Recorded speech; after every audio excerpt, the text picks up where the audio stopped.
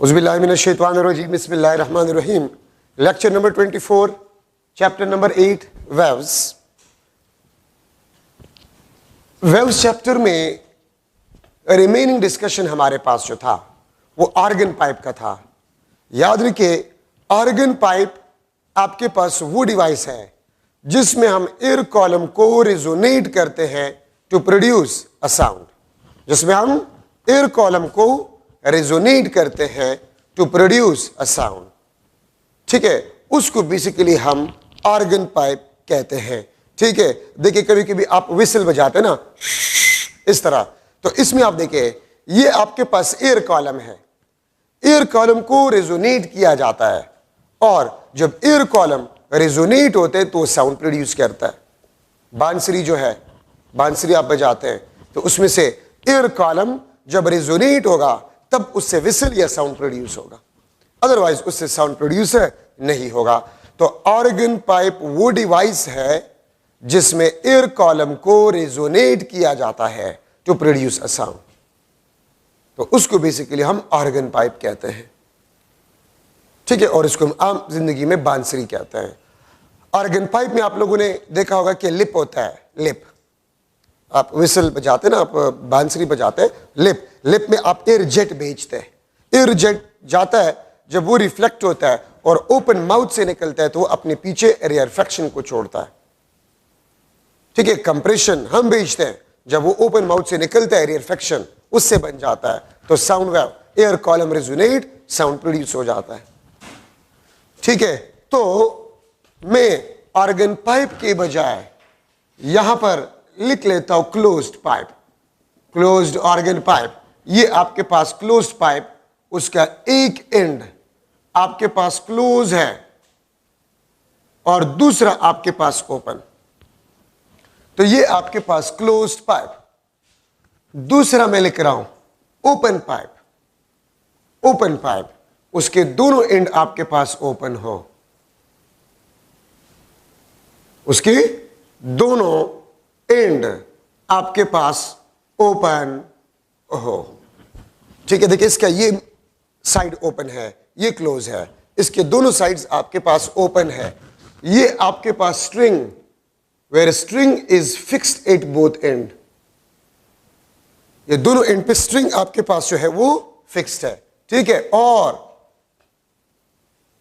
ये आपके पास string which is fix at one end and free at other end, ये एक एंड से फिक्स है, दूसरे से फ्री है, ये दोनों एंड से आपके पास फिक्स है। तो ये चार एग्जांपल्स मैं कंपेयर कर रहा हूं क्योंकि एमसीक्यूज में चारों से आपके पास क्वेश्चंस आ सकते हैं, तो चारों को एक साथ में अगर हम डिस्कस कर लेंगे तो आपको कंसेप्ट क्लियर हो जाएगा और अगर कोई प्रॉब्लम है तो वो भी हल हो जाएगा।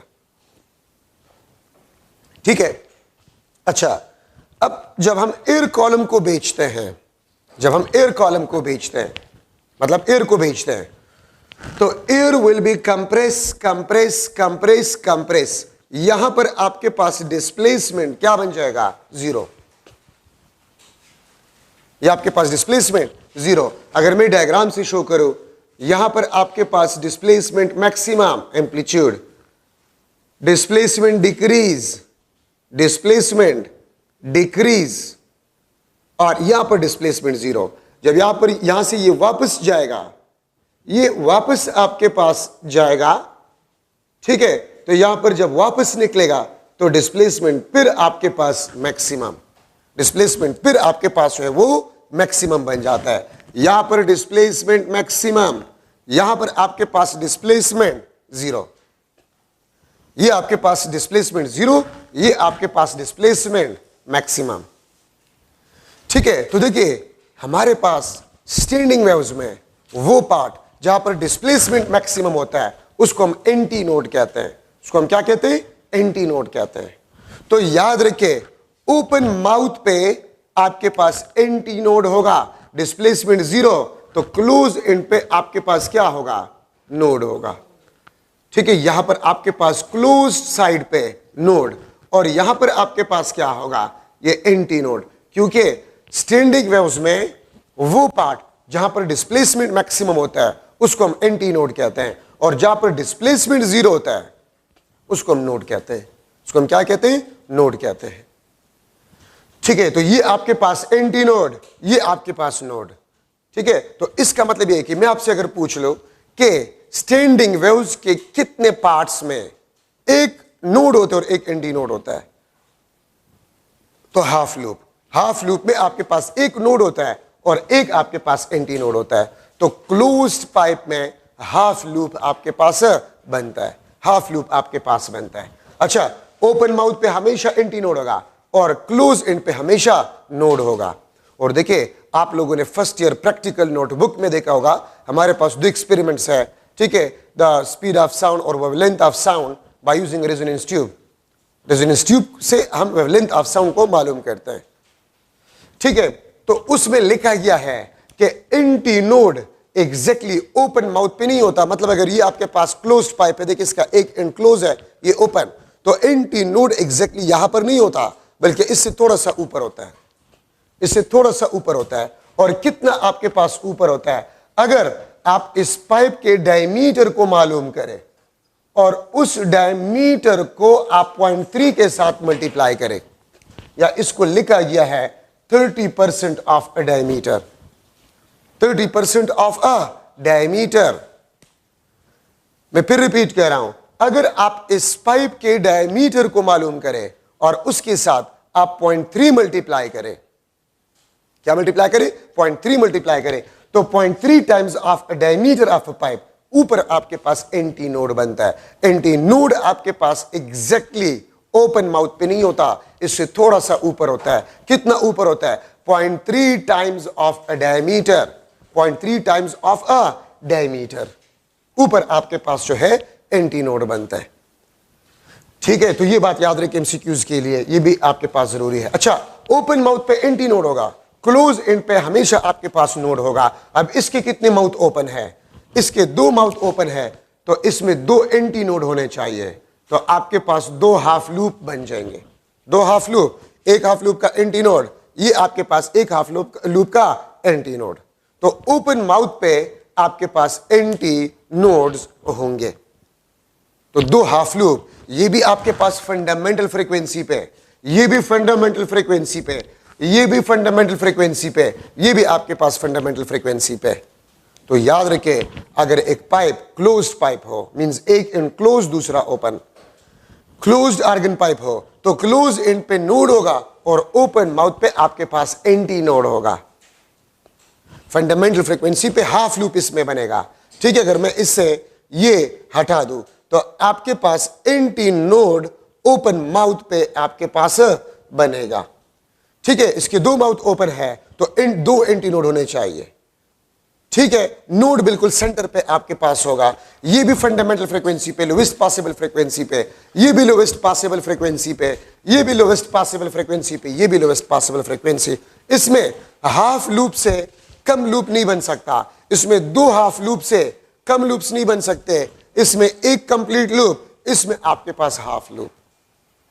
ठीक है, और ये चारों केसेस फंडामेंटल फ्रीक्वेंसी पे आपके पास है। अब देखिए, अगर मैं फंडामेंटल फ्रीक्वेंसीज का मालूम करना चाहूं, F1 is equal to V divide by lambda 1, V divide by lambda 1। ये आपके पास लेंथ ऑफ अ पाइप है, ये आपके पास लेंथ ऑफ अ पाइप है। Length of a pipe means length of the air column in a pipe. ठीक है, तो ये लेंथ आपके पास ये किस चीज के बराबर है, this is equal to lambda 1 divide by 4, क्योंकि मैंने आपको लास्ट लेक्चर में बताया था the length of single loop lambda by 2 और हाफ लूप लैम्डा बाय 4। तो लैम्डा 1 आपके पास बन जाएगा, लैम्डा 1 आपके पास बन जाएगा 4L। तो आपके पास फंडामेंटल फ्रीक्वेंसी बन जाएगा V डिवाइड बाय 4L।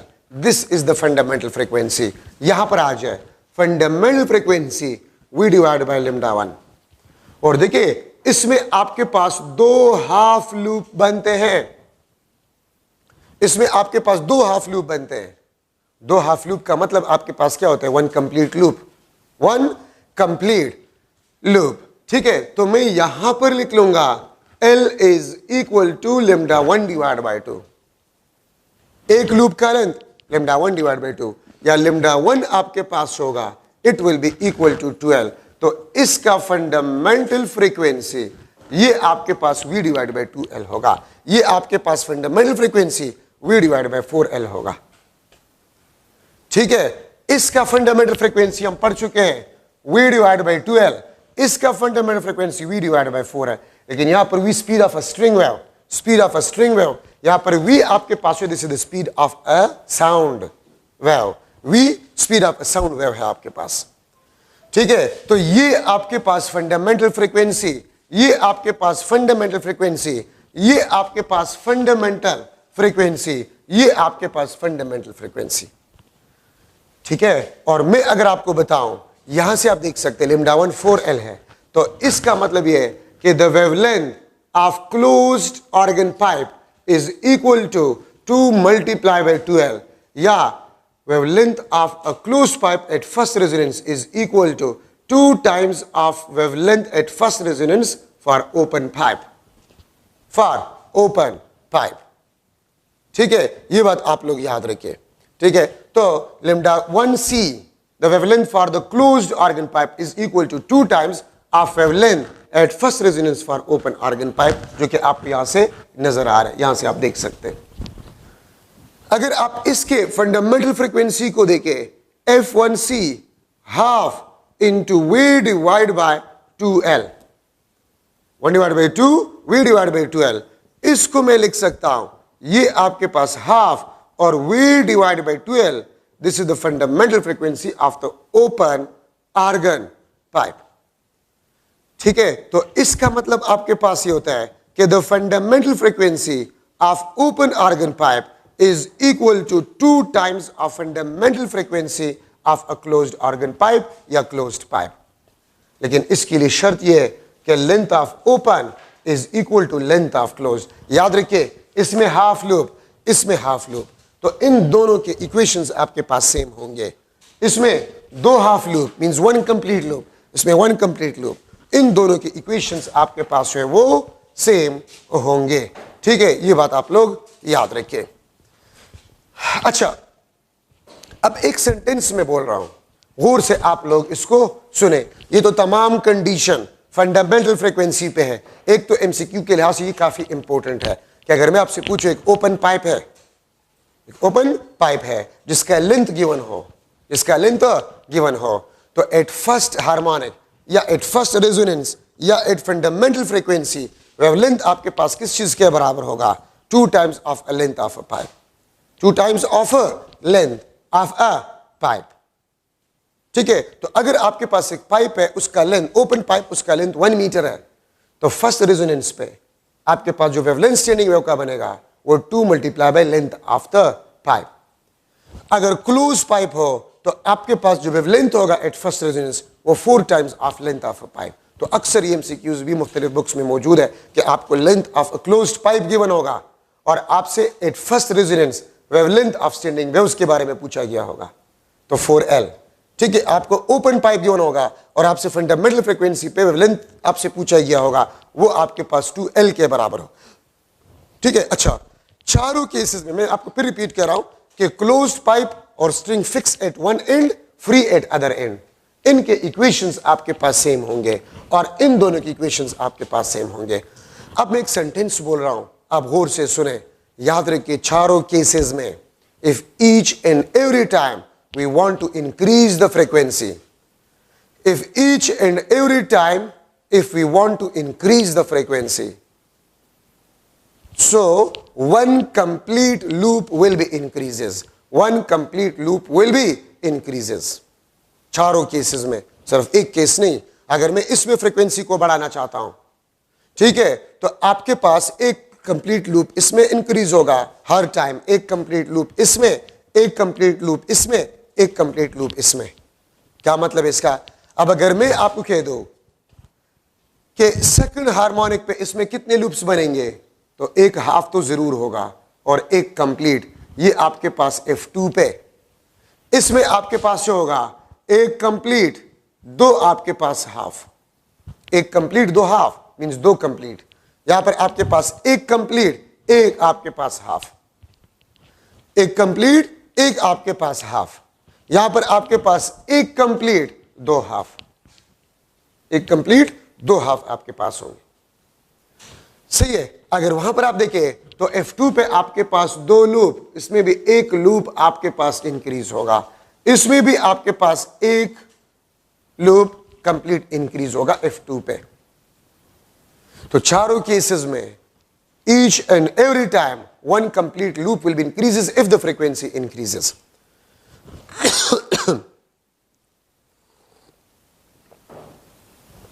अच्छा, अब अगर आप इसको देखें थोड़ा सा, अब अगर आप लोग इसको देखें F2 पे, ये तो आपके पास सारे फंडामेंटल फ्रीक्वेंसी पे बात थी। अब अगर आपके पास F2 हो सेकंड रेजोनेंस, सेकंड रेजोनेंस, तो F2 आपके पास V divide by lambda 2, V divide by lambda 2, ठीक है। अच्छा, अब ये देखिए, एक हाफ लूप का लेंथ लेमडा बाय 4, एक हाफ लूप का लेंथ लेमडा बाय 4, तो आप ये देखिए ये कितने लूप हो गए हाफ, 1 2 ये 3 हाफ हो गए, एक कंप्लीट एक हाफ मींस 3 हाफ। तो आप वेवलेंथ को देख सकते हैं, लिखेंगे 4L divide bye 3, number of loops increase, तो आपको पता होना चाहिए कि वेवलेंथ विल बी डिक्रीज, और फ्रीक्वेंसी आपके पास जो होगा V डिवाइड बाय लेमडा 2, ये 4L डिवाइड बाय 3, F2 आपके पास जो है 3 into V divide bye 4L, ये आपके पास 3F1, ठीक है। यहां पर आप इस ओपन पाइप में आ जाए, ओपन पाइप में अगर आप लोग देखें सेकंड हार्मोनिक पे F2 पे, F2 is equal to V divide by lambda 2, ठीक है। अच्छा, अब आपके पास पहले एक कंप्लीट लूप था या 2 हाफ थे, अब 2 कंप्लीट है, तो आपके पास जो लेंथ होगा वो 2 लेमडा 2 डिवाइड बाय 2, क्योंकि मैंने आपको कहा था एक कंप्लीट लूप का length lambda by 2, so 2 complete loop का लेंथ 2 लेमडा बाय 2, ठीक है, 2 लेमडा बाय 2, या लेमडा 2 में लिखूंगा 12 डिवाइड बाय 2, ठीक है। तो F2 आपके पास V डिवाइड बाय L, या इसको मैं लिख सकता हूं 2 टाइम्स ऑफ F1। तो देखिए मैं आपके लिए और भी आसान कर लेता हूं, इसमें F2 पे, F1 पे इसमें कितने लूप्स बन रहे थे, एक हाफ, F2 पे सेकंड रेजोनेंस पे एक कंप्लीट एक हाफ, तो कितने हाफ हो गए, 3 हाफ हो गए। तो पहले एक हाफ, अब 3 हाफ, तो फ्रीक्वेंसी 3 टाइम्स, क्या आपको नजर आ रहा है, फ्रीक्वेंसी 3 टाइम्स। अगर मैं लिख लो F3 थर्ड रेजोनेंस पे एक कंप्लीट लूप और इंक्रीज होगा, एक कंप्लीट लूप और इंक्रीज होगा, एक लूप एक और इंक्रीज होगा, तो 2 लूप्स, 2 कंप्लीट लूप्स और एक हाफ लूप। F3 पे 2 कंप्लीट एक हाफ, कितने हाफ हो गए, 5 हाफ हो गए।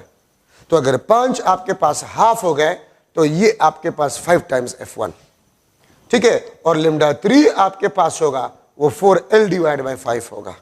यहां पर पहले एक F1 पे पहले एक कंप्लीट था, F2 पे 2 कंप्लीट, फ्रीक्वेंसी डबल, और F3 पे 3 लूप्स होंगे, फ्रीक्वेंसी 3 टाइम्स, और वेवलेंथ आपके पास है 2L डिवाइड बाय 3, ठीक है। अब अगर मैं इसको जनरलाइज करूं, Fn is equal to 2n-1 into F1, या 2n-1 V divide bye 4L, ये आपके पास nth हार्मोनिक।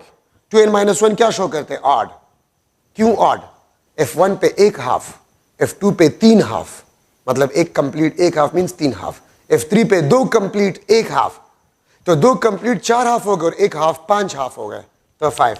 तो मतलब ये है कि अगर एक पाइप क्लोज्ड पाइप हो, फिर उसकी जो फ्रीक्वेंसीज होंगे for harmonic, that will be equal to odd multiple of fundamental frequency, F1 3F1 5F1 7F1 9F1 11F1, इस तरह जाते जाए। और वेवलेंथ आपके पास क्या होगा, वेवलेंथ आपके पास 4L divide by 2n-1, 4L आपके पास जो है डिवाइड बाय 2n-1, ये आपके पास जो है वेवलेंथ होगा, ठीक है। Lambda n is equal to 4L divide by 2n-1, और 2n-1 आपको क्या देते हैं, ऑड नंबर।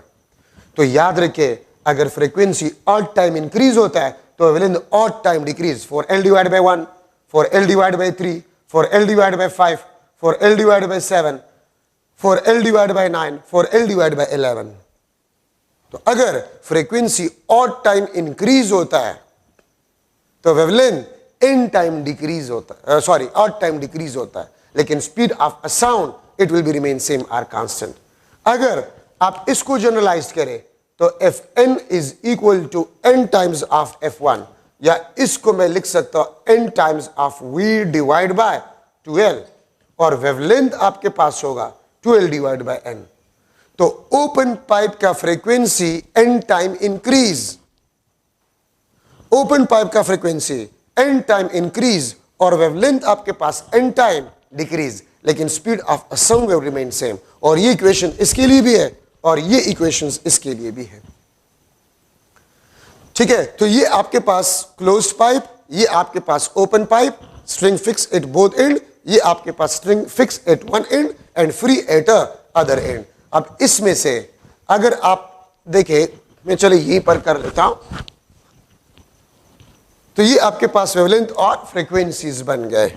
अच्छा, मैंने पहले भी आपको बताया था, ठीक है, कि the fundamental frequency of open organ pipe is equal to 2 times of fundamental frequency of closed organ pipe, अगर ओपन और क्लोज्ड का लेंथ आपके पास क्या हो, सेम हो। अगर ओपन और क्लोज का लेंथ आपके पास सेम हो तो फिर fundamental frequency of open organ pipe is equal to 2 times of fundamental frequency of closed organ pipe. और अगर आप डायग्राम से देखना चाहते हैं तो मैंने लेक्चर के स्टार्ट में कहा था कि फंडामेंटल फ्रीक्वेंसी पे इसमें कितने लूप्स बनते हैं, 2 हाफ बनते हैं फंडामेंटल फ्रीक्वेंसी पे। इसमें कितने बनते हैं, इसमें 1 हाफ बनता है, इसमें 2 हाफ, इसमें 1 हाफ, तो इसमें 2 हाफ, इसका फ्रीक्वेंसी डबल है ना, 2 हाफ तो फ्रीक्वेंसी डबल है इसका, इसके मुकाबले में। ठीक है, so the fundamental frequency of open organ pipe is equal to 2 times of fundamental frequency of a closed organ pipe if the length of open and closed is a same. अच्छा, फिर देखिए, अगर मैं लिख लो Fn C divide by FnO, FnC ये आपके पास क्लोज्ड, ये क्लोज्ड, ये FnC, तो 2n minus 1 into V divide by 4LC divide by FnO, ये आपके पास FnO है, तो ये आपके पास n into V divide by 12, और L के साथ में O लिख लूंगा।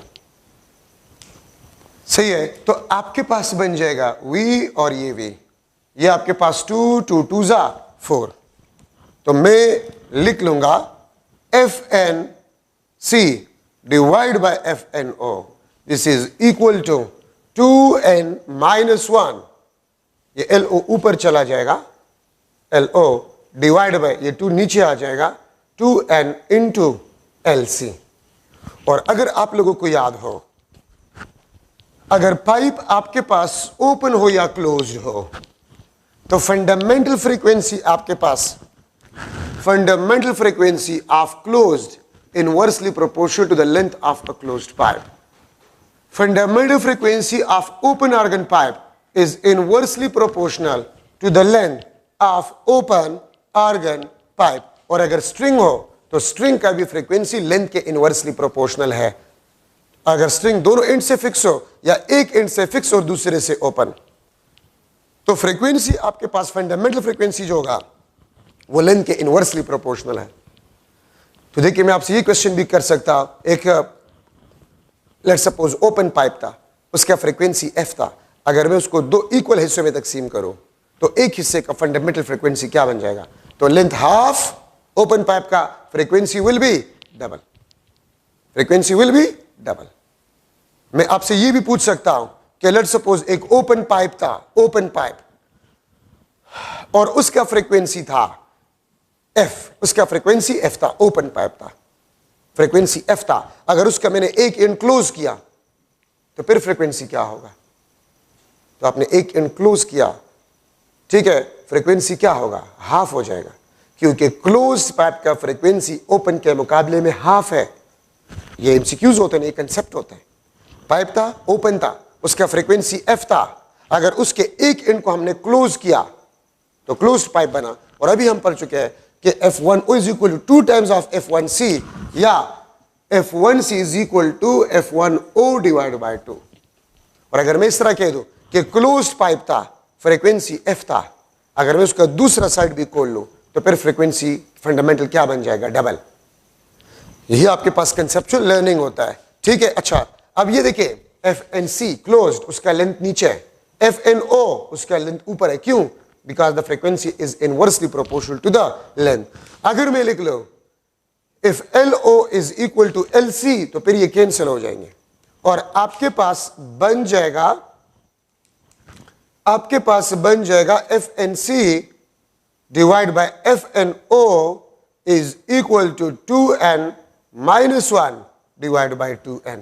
फिर आपके पास रेशियो इसके बराबर होगा 2n minus 1 divide by 2n, ठीक है। FNC divide by FNO this is equal to 2n minus 1 divide by 2n, ठीक है। तो ये आपके पास रेशियो, अगर मैं लिख लो F3C divide by F3O, F3C divide by F3O, तो वहां पर n आप 3 पुट करें तो 2 multiply by 3 minus 1 divide by 2 multiply by 3, ये आपके पास 5 divide by 6। So the ratio of third harmonic of closed pipe to the third harmonic of open organ pipe is equal to 5 divided by 6, is equal to 5 divided by 6।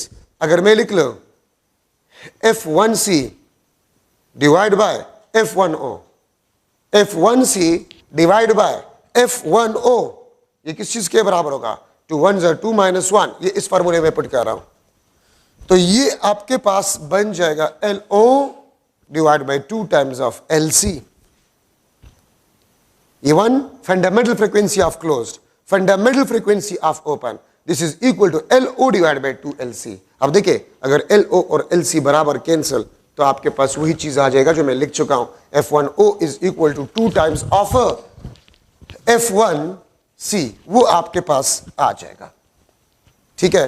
अगर मैं लिख लो LO is equal to LC, वो आ जाएगा, ठीक है। अब देखिए इस किस्म के MCQs आपके पास आ जाएंगे। MCQ, if F1O is equal to F1C then LO will be equal to dash times of LC। तो A option 2LC, B option LC divide by 2, C option 4LC, D option आपके पास जो है LC divide by 4। तो इसमें क्या होगा? तो देखिए मैंने ऊपर लिखा है अगर फंडामेंटल फ्रीक्वेंसी ओपन और क्लोज्ड का बराबर हो जाए तो फिर ओपन का लेंथ आपने क्या रखना होगा? तो आप ये देखिए F1C divide by F1O LO divide by 2LC। अगर LO को मैं 2LC रख लूं कैंसल, ठीक है। तो आपके पास LO अगर 2LC हो मतलब ओपन ऑर्गन पाइप के लेंथ को अगर आप डबल करें, ओपन ऑर्गन पाइप के लेंथ को अगर आप डबल करें क्लोज के मुकाबले में, तो फिर fundamental frequency of open and closed will be same और इक्वल, ठीक है। या मैं इस तरह भी कह सकता हूं कि अगर आप क्लोज्ड पाइप के लेंथ को हाफ करें, क्लोज्ड पाइप के लेंथ को हाफ करें, तो फिर fundamental frequency of open and length organ pipe will be same, and this is also important, ठीक है। तो आपके पास में LO, अब देखिए मैं अगर आपसे पूछूं LO में क्या रख लूं? If F1C is equal to 2 times of F1O, MCQ, open organ pipe का लेंथ में क्या रख लूं?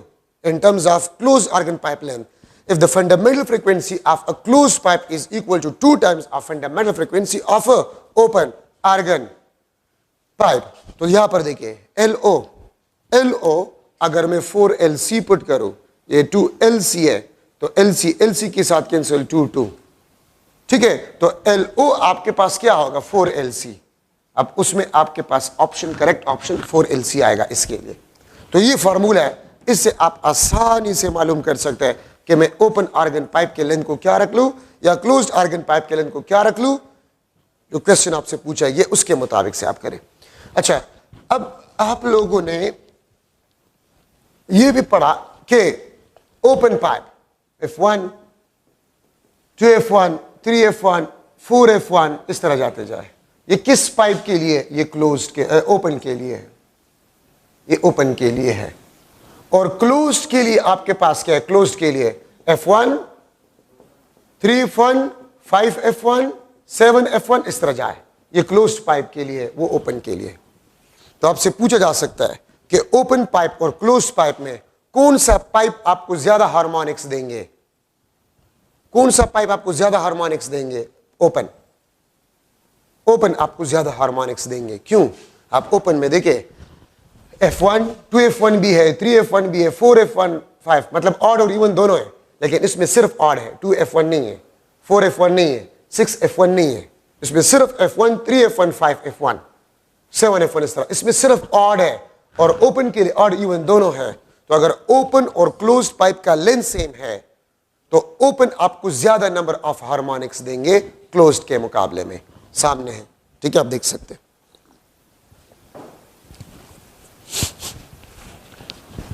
तो ये आपके पास ओपन ऑर्गन पाइप और क्लोज्ड ऑर्गन पाइप में स्ट्रिंग वगैरह में इंपॉर्टेंट डिस्कशन आपके पास बन गए।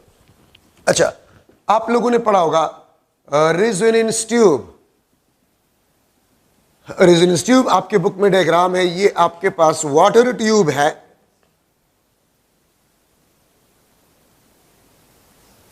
ये आपके पास water tube,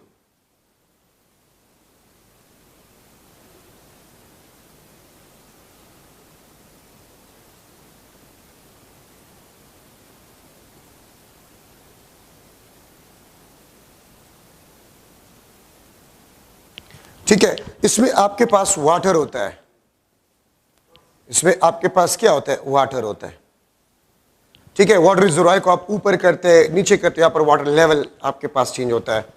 resonance tube, this is a closed pipe. ये देखिए ओपन और यहां से क्लोज्ड है, ठीक है। तो इसमें आपके पास वही फंडामेंटल पे आपके पास हाफ लूप बनेगा।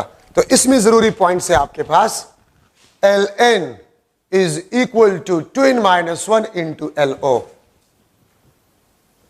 Sorry L1। Ln आपके पास क्या है? Ln आपके पास nth रेजोनेंस लेंथ है, nth resonance length.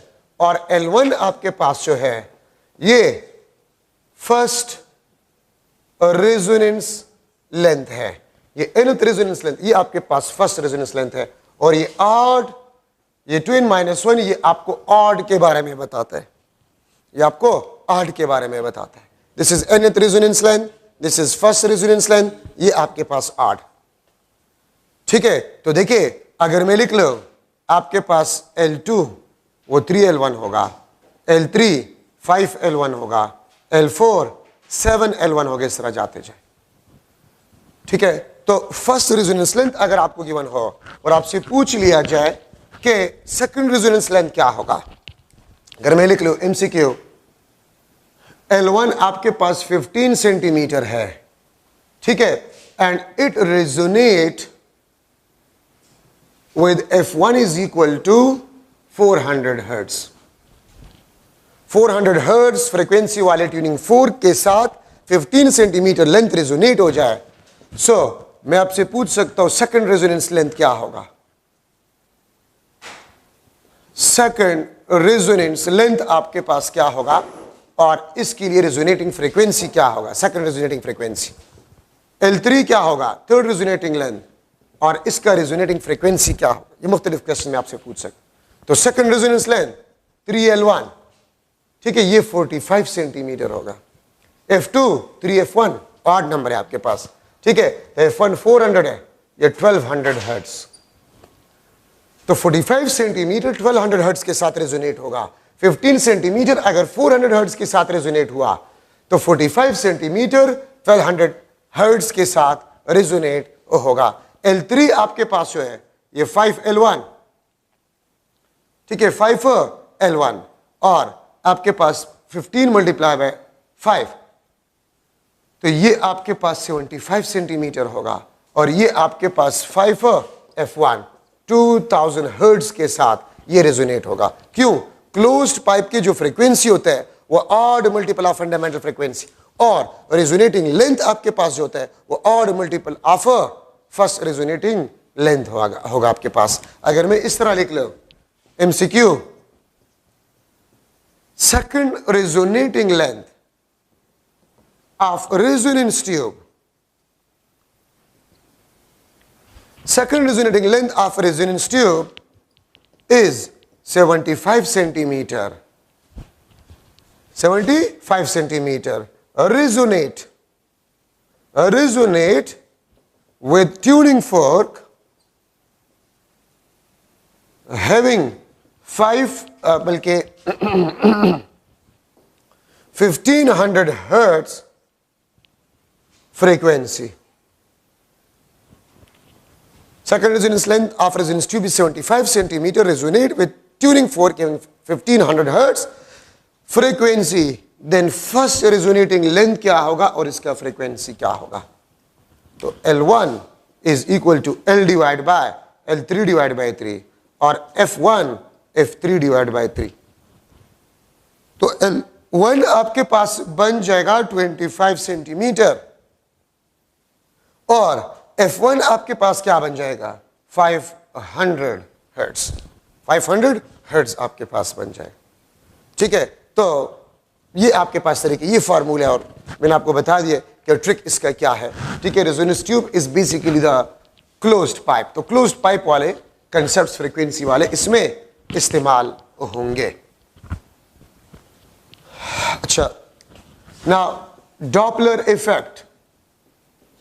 Doppler effect आपके पास जो है the apparent change in frequency or pitch of sound. Pitch of sound due to the relative motion of source, observer or both, known as Doppler effect. The apparent change in frequency or pitch of the sound. ये कुछ बातें आप सुने, अपने पास note करें। आपने matric में पढ़ा होगा कि प्रॉपर्टीज ऑफ साउंड। तो साउंड की प्रॉपर्टीज क्या है? Loudness, pitch and quality. Properties of sound matric में आपने पढ़े होंगे। ठीक है, pitch, loudness and quality. Pitch of the sound किस चीज पे डिपेंड करता है? फ्रीक्वेंसी पे। लाउडनेस किस चीज पे डिपेंड करता है? एम्पलीट्यूड पे। क्वालिटी ऑफ अ साउंड किस चीज पे डिपेंड करते हैं? नंबर ऑफ हार्मोनिक्स पे या नंबर ऑफ ओवरटोन्स पे। तो देखिए मैंने पिच के साथ फ्रीक्वेंसी लिखा है। ठीक है, loudness, amplitude of sound wave. Loudness, amplitude of the sound wave. Pitch, frequency of the sound wave. और quality of sound, number of harmonics या नंबर ऑफ ओवरटोन। ठीक है, तो फ्रीक्वेंसी में जो चेंज है ये अपरेंट चेंज है, रियलिटी में ये नहीं होता और इसका कास रिलेटिव मोशन है। अपरेंट का मतलब होता है धोखा, नॉट इन रियलिटी। तो आप फ्रीक्वेंसी में जो चेंज ऑब्जर्व करते हैं उसका कास होता है रिलेटिव मोशन। अब इसमें केस 1 में ले रहा हूं, source is moving and observer at rest. तो इसमें आपके पास फ्रीक्वेंसी चेंज का जो कास होता है वो चेंजिंग वेवलेंथ होता है और चेंजिंग वेवलेंथ का आपके पास जो कास होता है वो आपके पास होता है चेंजिंग डिस्टेंस। वो आपके पास चेंजिंग डिस्टेंस होता है। ठीक है, अब इसमें से मैं केस ए ले रहा हूं, सोर्स मूविंग टूवर्ड। देखिए जब सोर्स मोशन करता है तो फ्रीक्वेंसी चेंज का जो कास होता है वो चेंजिंग वेवलेंथ होता है और चेंजिंग वेवलेंथ का कास चेंजिंग डिस्टेंस होता है। अगर सोर्स टूवर्ड मूव कर रहे हैं तो F prime is equal to V divide by V minus V S into F. Nominator denominator से ज्यादा है तो F prime will be greater than F और फ्रीक्वेंसी में चेंज आपके पास होगा it will be equal to positive. Frequency में जो चेंज आपके पास होगा it will be equal to positive. ये आपके पास क्या होगा? पॉजिटिव होगा। इसका मतलब ये है वी एस किस चीज को रिप्रेजेंट करते हैं? Speed of a source, V speed of a sound, F prime the frequency which we observe, F the original frequency of a source, original frequency of a source, frequency observe, V speed of sound, V S आपके पास speed of a source.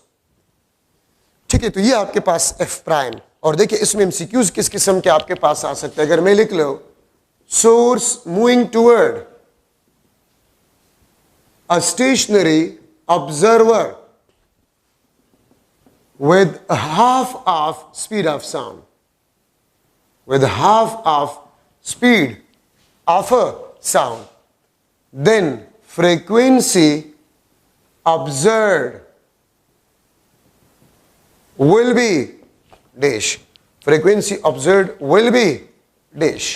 ठीक है, 2f f C option f divide by 2 और D option आपके पास 4f। तो देखिए आपने ये फार्मूला याद करना होगा। इसमें वीएस आपको बताया गया है कि this is equal to half of speed of sound.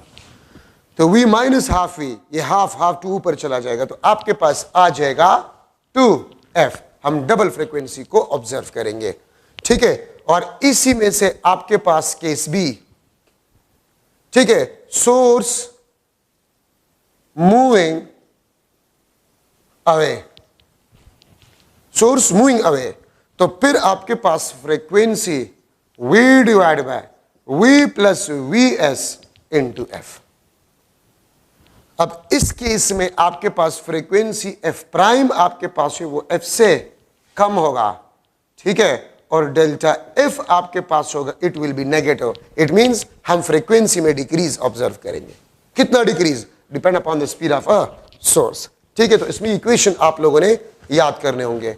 अब यहां पर मैं लिख रहा हूं observer is moving and source at rest.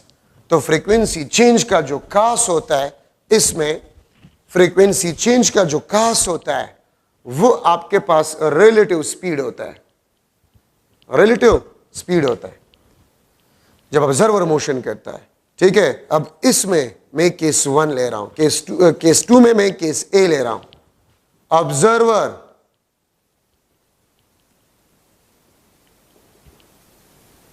Moving toward, observer moving toward, तो F prime is equal to V plus V observer divide by V into F.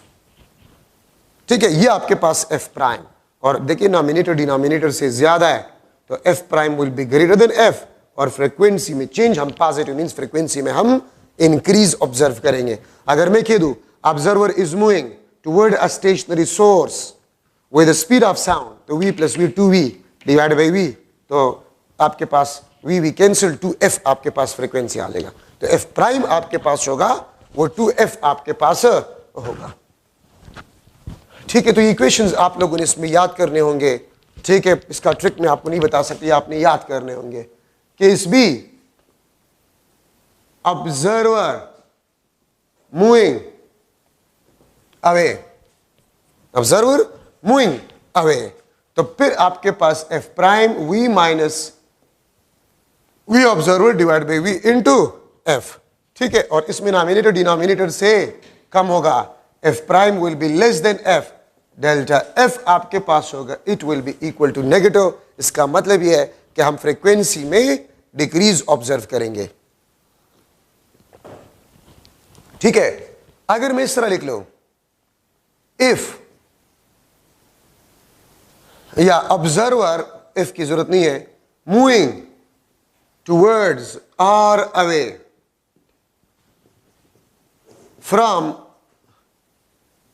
Stationery source, observer moving toward or away from stationary source, तो फिर क्या होगा?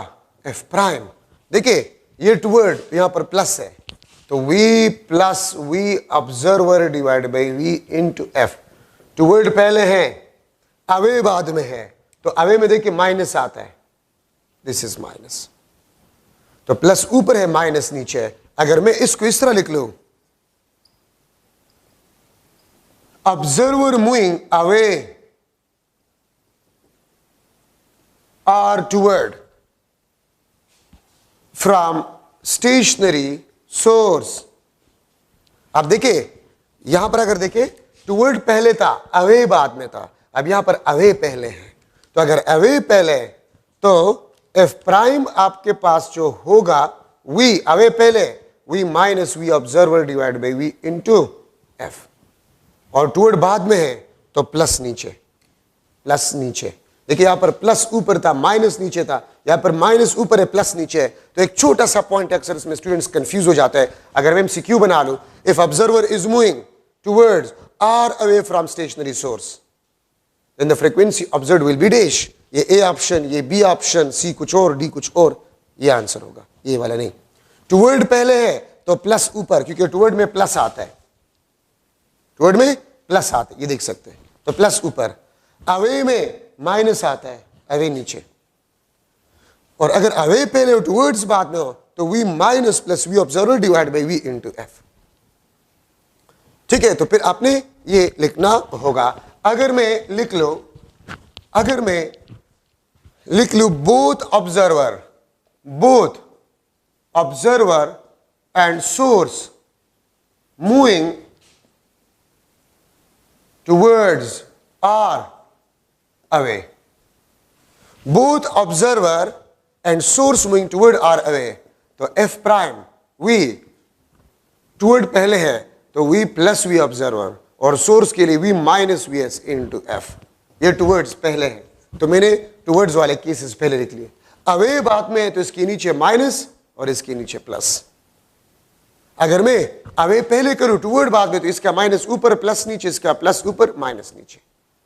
तो एक छोटा सा point होता है, इसको आप जहन में बैठा दें। ठीक है, अगर टुवर्ड्स पहले हो तो ऊपर वाले साइन जो होंगे, अगर टुवर्ड्स पहले तो ऊपर वाले साइन टुवर्ड्स वाले होंगे, अवे बाद में तो नीचे वाले अवे के लिए जो साइन है वो होंगे।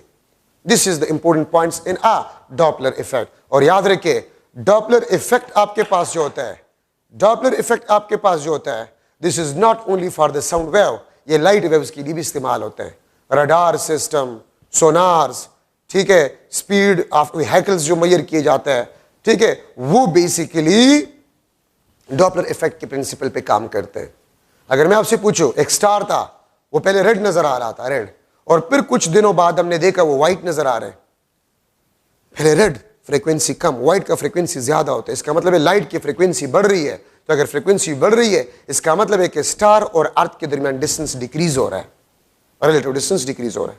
और अगर एक स्टार आपको व्हाइट नजर आ रहा था लेकिन कुछ दिनों बाद आप उसको देख रहे वो रेड नजर आ रहा है, तो रेड का फ्रीक्वेंसी व्हाइट से कम होता है, फ्रीक्वेंसी डिक्रीज। इसका मतलब होता है कि the distance between star and earth is a decreasing. तो डॉपलर इफेक्ट लाइट वेव्स के लिए भी है, सिर्फ साउंड वेव्स के लिए नहीं है। ठीक है, तो आपका चैप्टर नंबर 8 भी इंशाल्लाह खत्म हो गया। 9 चैप्टर हम शुरू करेंगे। उम्मीद है तमाम पॉइंट्स जो एमसीक्यूज लिहाज से जरूरी है वो मैंने आपको बता दिए। इंशाल्लाह कोई प्रॉब्लम आपको नहीं होगा। Thank you so much.